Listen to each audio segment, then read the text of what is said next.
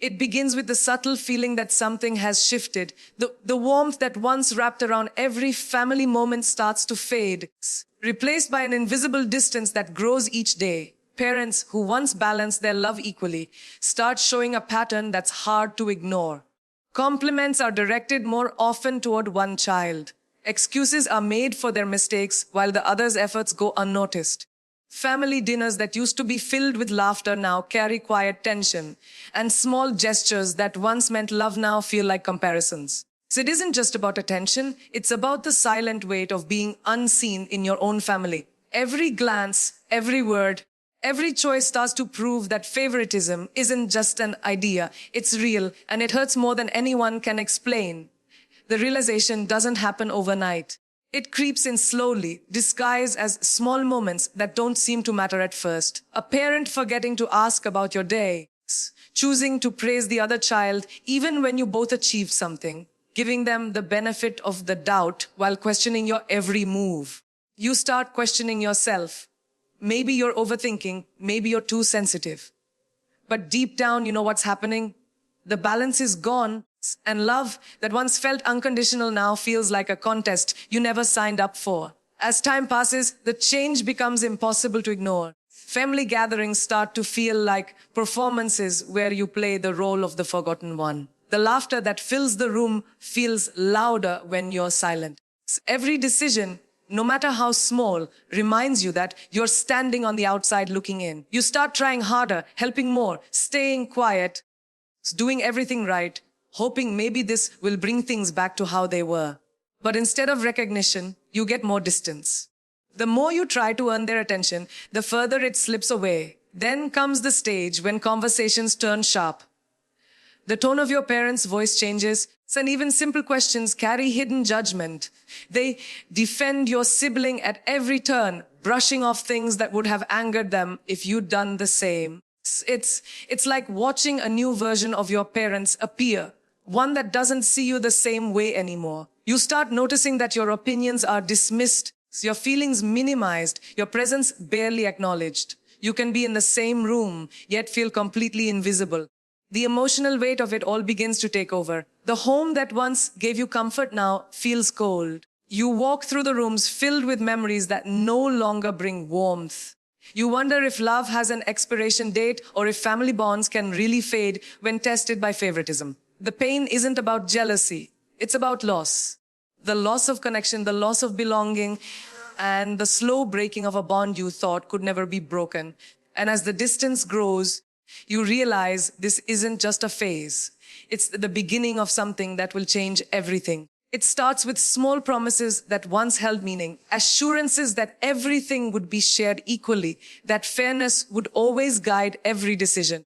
Those promises were spoken with trust and love, but over time they begin to sound hollow. The tone shifts, the words change, and what once felt like commitment starts to feel like convenience. When it's easy, fairness exists, but when choices become difficult, fairness fades into silence. The balance that once kept the family together starts to tilt quietly, unnoticed by those who benefit from it.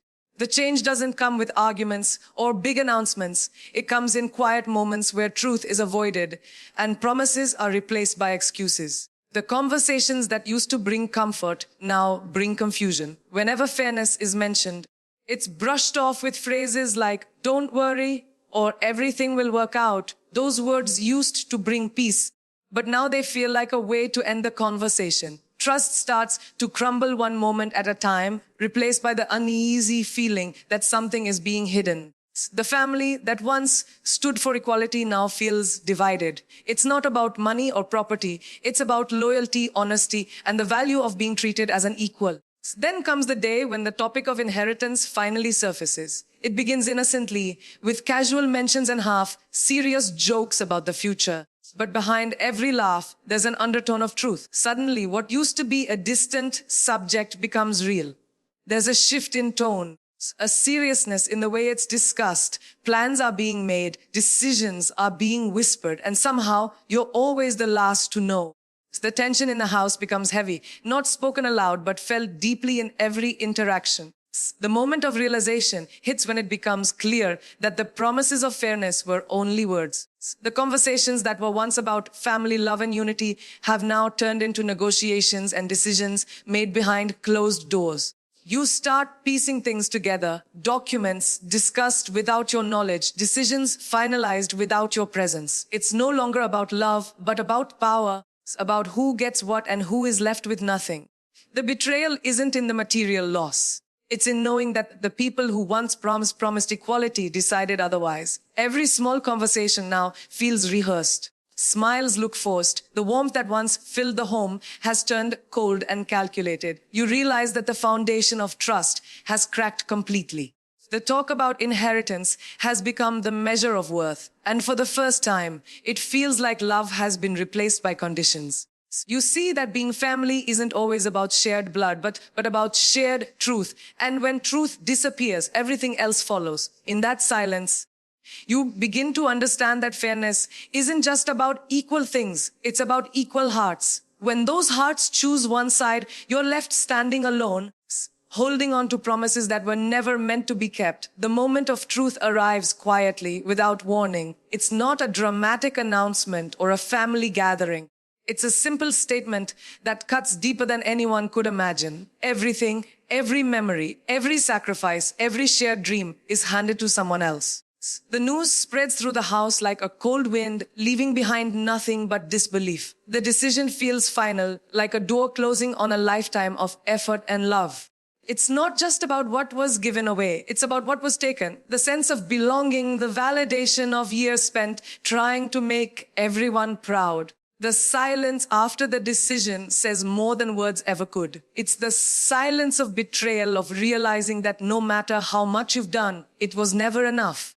At first, there's confusion more than anger. Questions flood the mind. Why? How? What did I do wrong? You replay every moment, every conversation, searching for clues that could explain the sudden shift. But there's nothing. No warning, no reason, just the cold fact that everything has been decided. And your name isn't part of it. You tell yourself it's just material things, but deep inside, you know it's not. It's about being chosen, being valued, being seen. When that's taken away, it's not just property that's lost. It's identity, pride, and the belief that family stands together. The house that once echoed with laughter now feels hollow. Every wall seems to hold memories of moments that once felt pure, but now sting with the ache of rejection. You walk through the same rooms, but everything looks different. Even the furniture, the pictures, the air feels heavier. The sense of home has vanished, replaced by an emptiness that no words can fill. The people you love most suddenly feel like strangers wearing familiar faces. Every conversation feels forced. Every look carries hidden meaning. You try to pretend it doesn't hurt, but the pain lives quietly beneath every breath. It's not just about what was given to the sister. It's about the message behind it. It says who is worthy and who is not. It says who deserves everything and who deserves to watch from the sidelines. That truth breaks something deep inside. The emotional distance becomes physical. Less talking, fewer visits, shorter messages. You start pulling away because staying close only deepens the wound. The feeling of being unwanted becomes part of daily life. Then comes the quiet acceptance. Not peace, but a numbness that feels safer than pain. You stop asking why and start learning to live with the answer. The bond that once defined your world has been rewritten. And the home that once gave comfort has turned into a reminder of what's been lost. You realize that betrayal doesn't always come from lies. It can come from choices made in silence. And sometimes it's not the act of giving everything to someone else that hurts most, but the realization that you were never even considered. The breaking point comes in the form of a message that feels like a knife through the heart. It arrives unexpectedly, just a few words on a screen, yet it carries the weight of years of love and trust collapsing all at once. The words, "We're done," don't just end a conversation. They end an entire chapter of life. It's hard to breathe in that moment. Every memory, every moment of forgiveness, every attempt to fix things flashes through the mind like a storm. There's disbelief first, then anger, then a deep sadness that feels endless. It's not just a message. It's a declaration that the bond that once held everything together has finally broken. The silence that follows is unbearable. You stare at the message, rereading it over and over, hoping it might change, hoping it's some kind of mistake. But the truth is clear. The people who were supposed to protect you have walked away without looking back. That single message changes everything. The world that once felt predictable suddenly feels empty and cold. You sit there trying to make sense of it, trying to find a reason. But there's nothing that can explain how love can turn into rejection so quickly. The weight of those words seeps into every corner of your being. It's not just heartbreak, it's a kind of loss that leaves you questioning your worth. You start to wonder if everything you ever did for them even mattered. The feeling of betrayal becomes unbearable because it doesn't come from enemies, it comes from your own family. Nights turn long and heavy. The mind becomes a battlefield of memories, trying to understand when things started to fall apart. Every kind gesture, every sacrifice, every "I love you" now feels like a lie. Sleep doesn't come easily because the heart keeps replaying every moment that led here. You tell yourself to move on, but the pain is too real, too sharp. It's not just the loss of parents' love. It's the loss of identity, of the foundation that made you feel safe in the world. The silence after that message becomes louder with each passing hour. You realize that no apology or explanation can undo the damage. Days blend together, and the pain transforms into emptiness. You move through life in slow motion, doing things mechanically, pretending you're fine. But deep inside, it feels like something has died. You question everything, your memories, your family, even yourself. The betrayal cuts deeper because it's mixed with confusion. You can't hate them, but you can't forgive them either. The love is still there, but it's buried under the rubble of broken trust. The emotional distance becomes unbearable. What was once a bond filled with laughter and warmth is now nothing but silence and regret.